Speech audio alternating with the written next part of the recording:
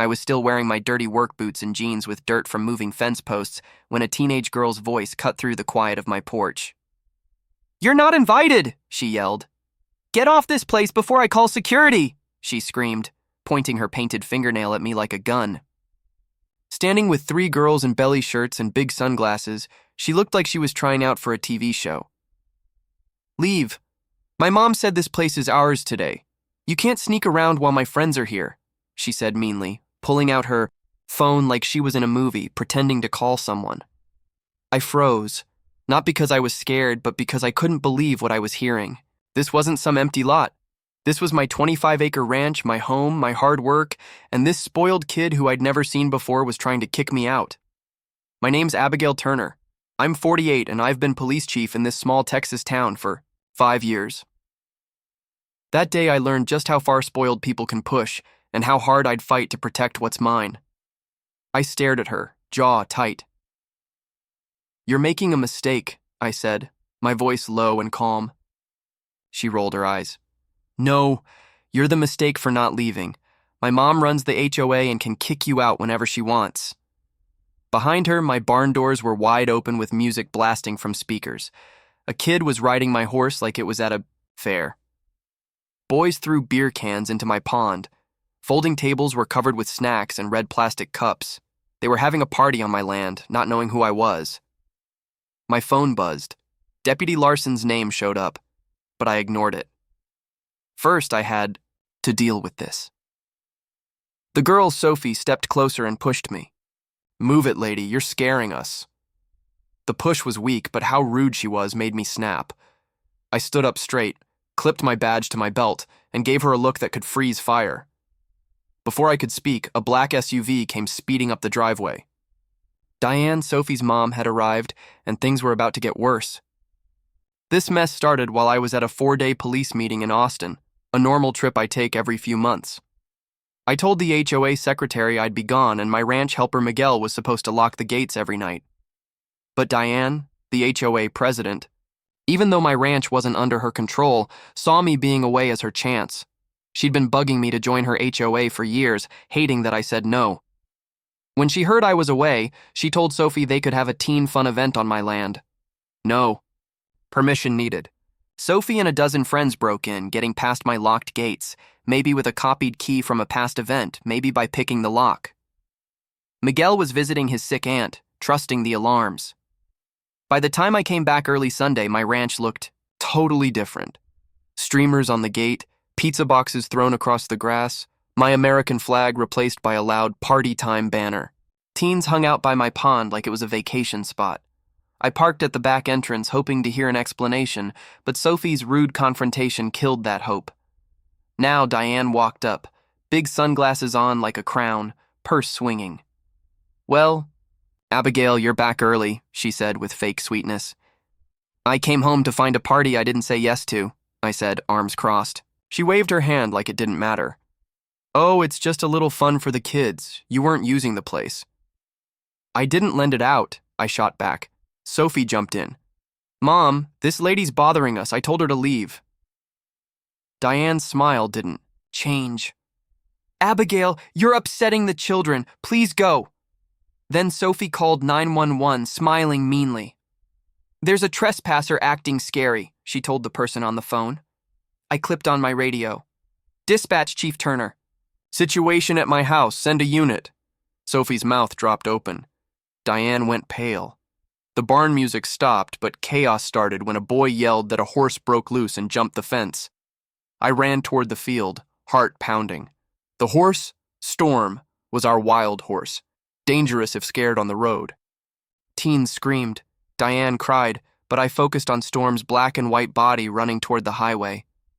A broken fence latch held by a bike had freed him. "Storm's loose near County Road 7, I radioed. "Animal control on standby."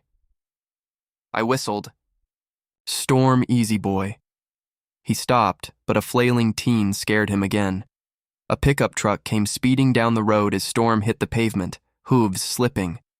I waved frantically. The driver stopped just in time.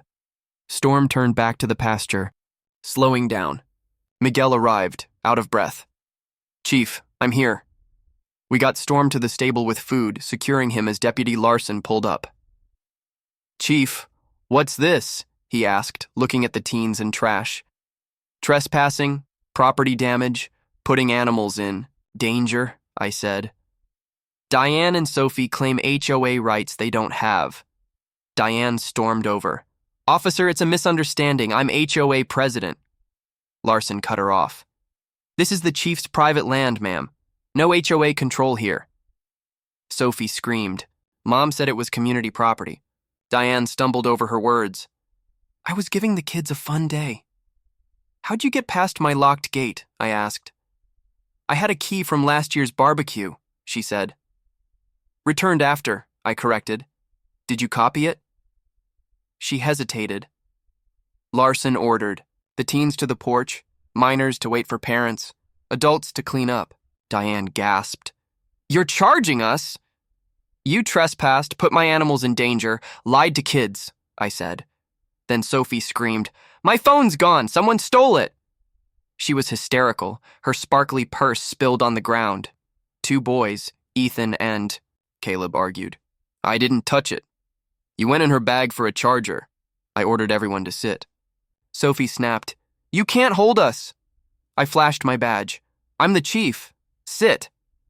Ethan admitted grabbing a charger while Sophie yelled about a yacht party. Larson's notepad noted she'd left her phone alone.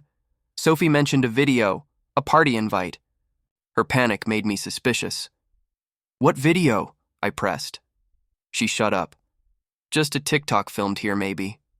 Miguel whispered, "Something's on that phone." I ordered a search. Larson found it under hay by the barn. Rose gold with a heart sticker. Hidden, not lost. I turned it on. Password protected. A video titled HOA Takeover, Kicking the Chief Out, showed Sophie bragging. Diane said, "We can use this place. The owner's gone." It showed vandalism, kids climbing on spray-painted stalls, and ended with Sophie yelling at me. They planned to post it. Miguel was mad. I handed Larson the phone. Criminal mischief, trespassing, vandalism, lying about someone. Sophie went pale, seeing her phone. "It's a felony, Sophie," I said. "Recording crimes for likes." She cried. "I wanted to go viral," Diane begged. "She's a kid." "You taught her this," I snapped. Sheriff Holt arrived, looked at the video, and suggested charges. Then Miguel called, "Chief, the barn." Carved into the door, "HOA owns this now. Sophie." Diane gasped. Sophie denied it. I ordered photos for proof.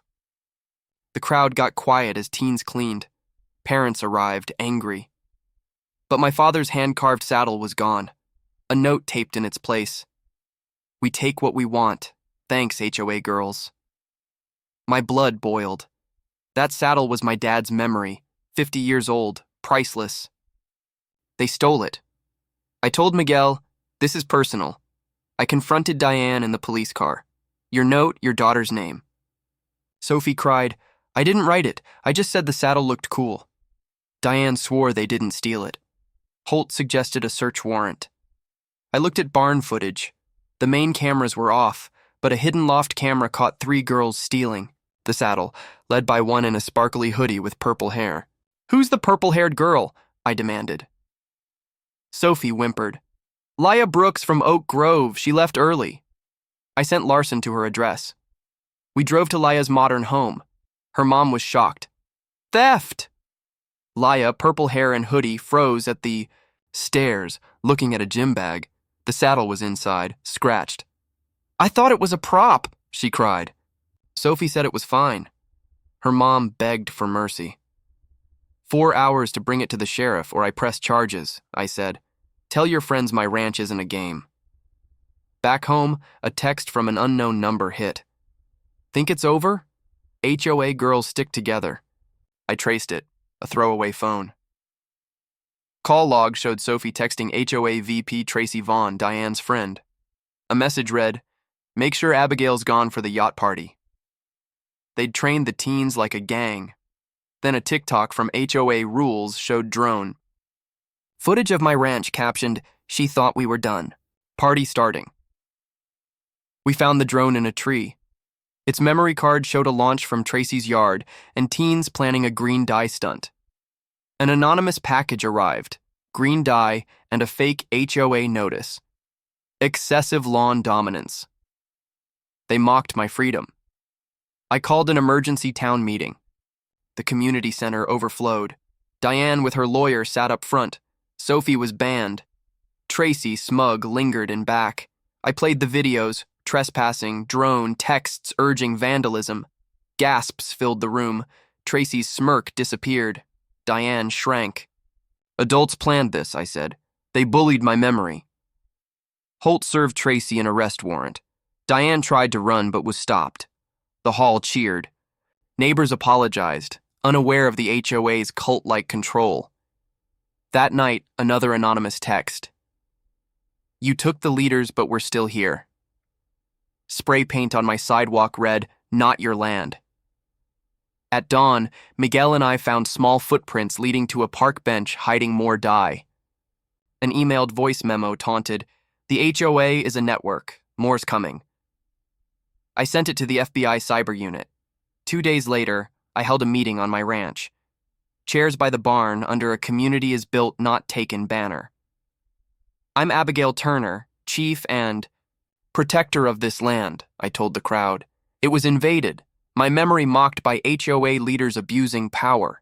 Their rule ends now. The HOA suspended its actions under review.